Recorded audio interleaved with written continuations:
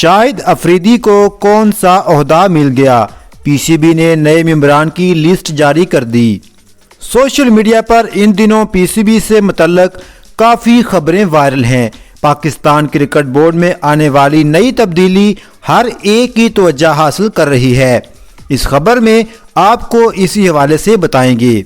ناظرین، جس طرح پاکستان کرکٹ بورڈ کے چیئرمین کے لیے سینئر صحافی نجم سیٹھی کو منتخب کیا گیا ہے، اسی طرح دیگر ممبران کے نام بھی سب کو حیران کر رہے ہیں۔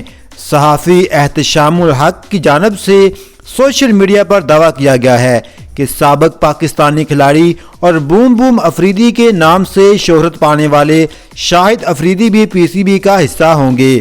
صحافی کے مطابق شاہد خان افریدی نئی پی سی بی مینجمنٹ کمیٹی کا حصہ ہوں گے۔